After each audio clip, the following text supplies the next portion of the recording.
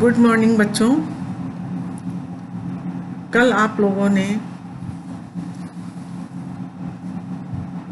सच्चिदानंद हीरानंद वात्स्यायन अज्ञे जी का जीवन परिचय एवं उनका साहित्यिक योगदान के विषय में पढ़ा था।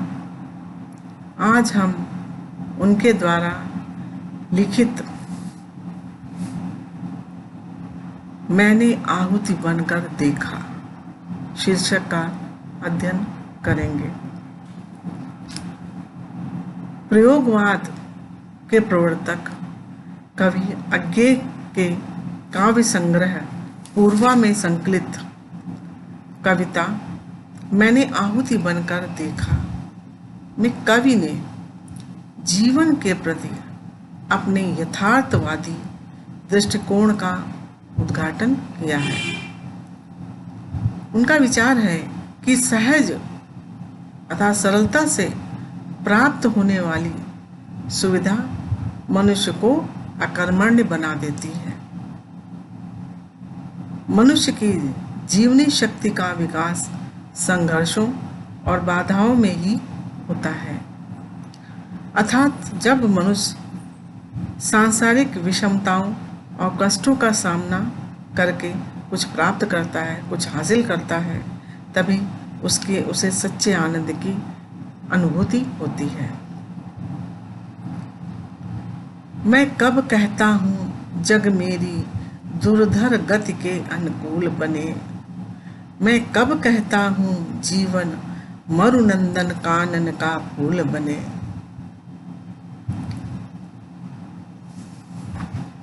कवि अज्ञे जी कहते हैं कि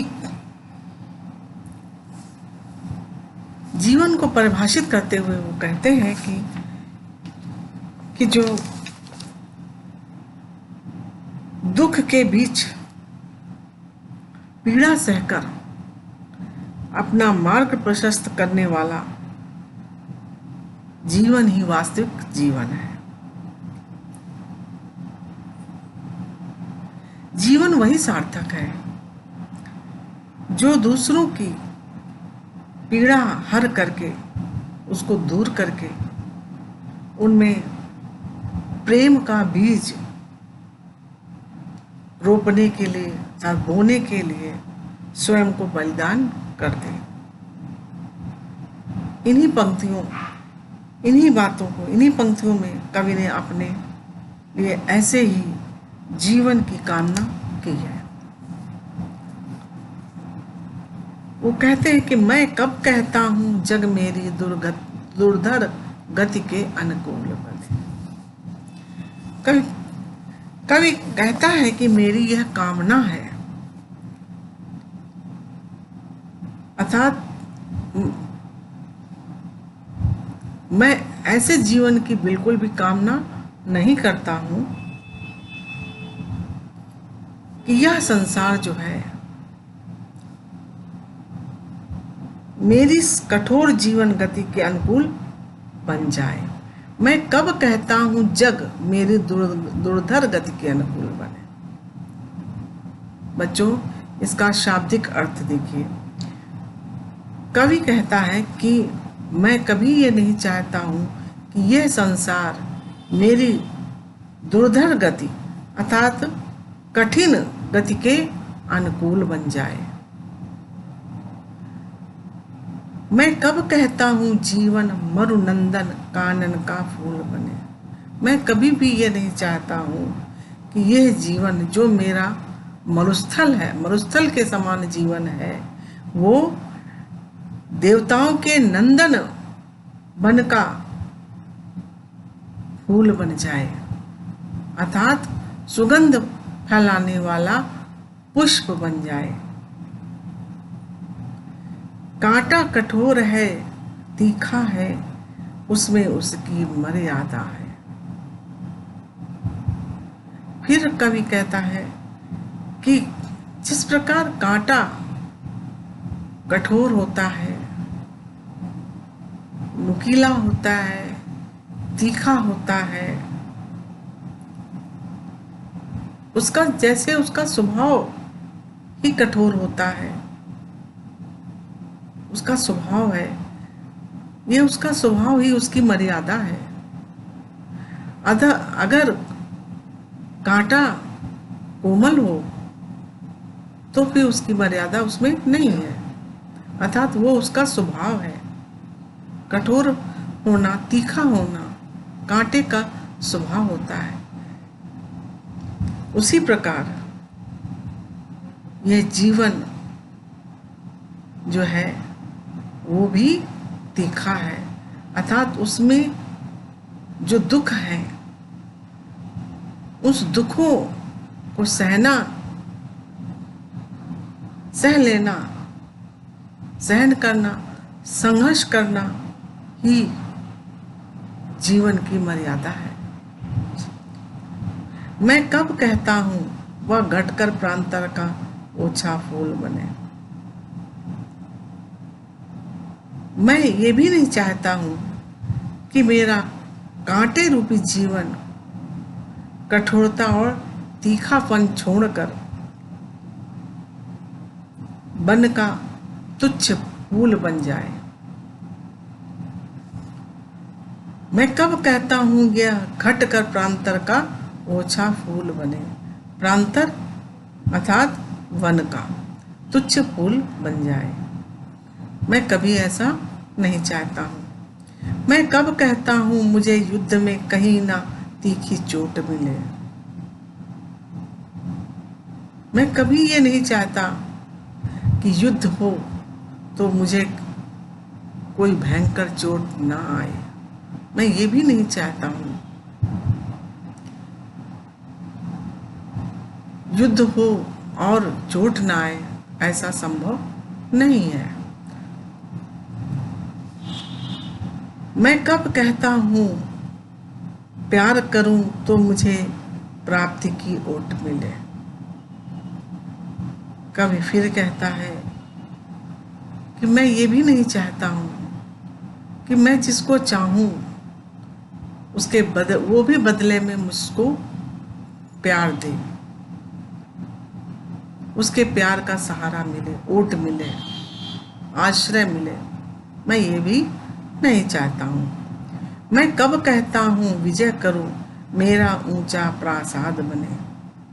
आगे जी कहते हैं मैं ये भी नहीं चाहता हूं कि मेरा विजय का परचम संसार में लहराए और मेरा ऊंचा महल बने, या पात्र जगत की श्रद्धा की मेरी धुंधली सी याद बने। मैं ये नहीं चाहता कभी भी कि कोई जगत जो है, ये जगत, ये संसार मेरी श्रद्धा का पात्र बन जाए, वो मेरे सामने नतमस्तक हो जाए और मेरी यादें धुंधली सी बनी रहें। मैं इसकी भी कामना नहीं करता हूँ। पथ मेरा रहे प्रशस्त सदा क्यों विकल करे यह चाह मुझे।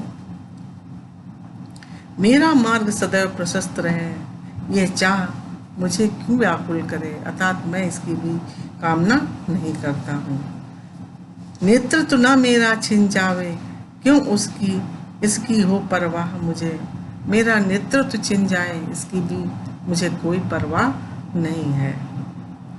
मैं प्रस्तुत हूँ चाहे मेरी मिट्टी जनपद की धूल बने, फिर उसी धूली का कण कण भी मेरा गतिरोधक शूल बने। आगे जी कहते हैं कि मैं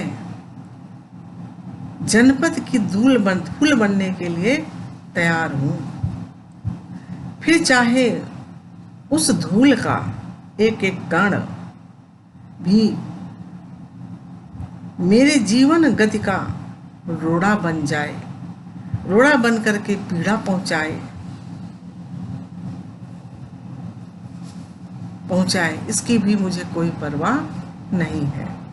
मेरी इच्छा है कि मैं ये सारी पीड़ा सह करके भी अपने राज्य, देश और मातृभूमि के काम आ सकूं। बस इतनी ही कामना करता हूं। अब बच्चों इसकी व्याख्या देखिए।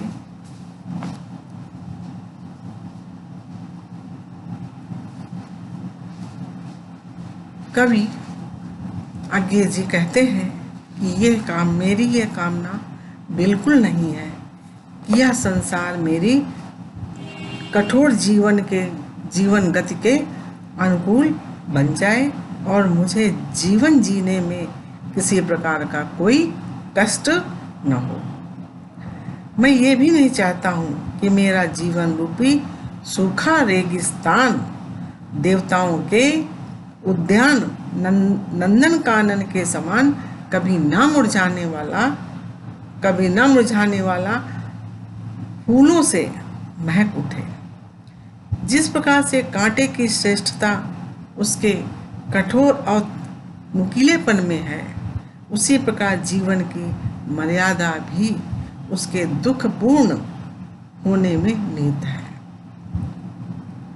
अर्थात जीवन में यदि संघर्ष ना हो तो वो जीवन नहीं है। इसलिए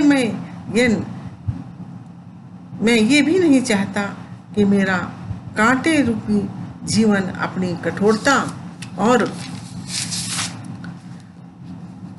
तीखापन छोड़कर तुच्छ कोमल फूल बन जाए। यह जीवन कभी ना समाप्त होने वाला युद्ध है। इससे जब जब अत्यंत पीड़ादायक गहरे जख्म मिलते ही रहते हैं, मैं ये कभी नहीं चाहता हूँ कि मुझे इस जीवन युद्ध में कभी कोई जख्म ना मिले, कोई पीड़ा ना मिले।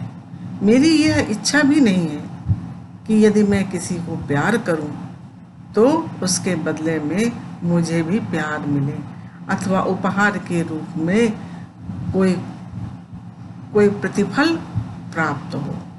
मैं ये भी नहीं चाहता हूँ कि मैं विश्व विजेता बन जाऊं और सारा संसार मेरे चरणों में झुक जाए। मैं ये कदापि नहीं चाहता।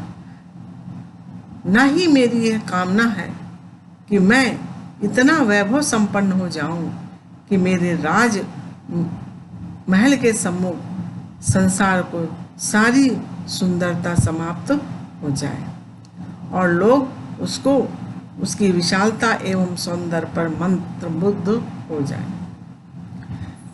मेरी इच्छा ये भी नहीं है कि मैं कोई ऐसा महान कार्य कर जाऊं कि सारा विश्व श्रद्धा के साथ मेरा पुण्य स्मरण करे, मुझे याद करे। मेरा जीवन मार्ग सदैव श्रेष्ठता और सफलता से परिपूर्ण बना रहे अथवा मैं सदैव सफलता और श्रेष्ठता की प्राप्ति के लिए बेचैन रहूं, विकल रहूं, मेरी ये इच्छा कदापि नहीं है। ये अभी तक सबका नेतृत्व करता हुआ भी जो दुनिया पर राज्य करता आ रहा हूँ, मेरा ये नेतृत्व मुझसे न छिने, इसकी भी मुझे कोई परवाह नहीं है।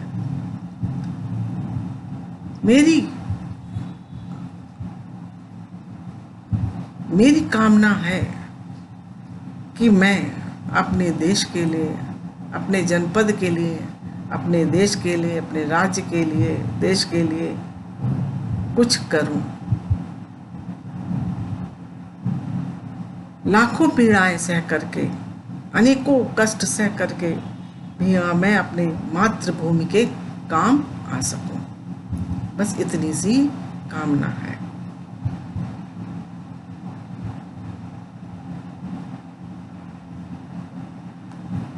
बच्चों, ये पहला काव्यांश हमने पढ़ाया है। इसका दूसरा काव्यांश हम अगले दिन आपको पढ़ाएंगे। धन्यवाद।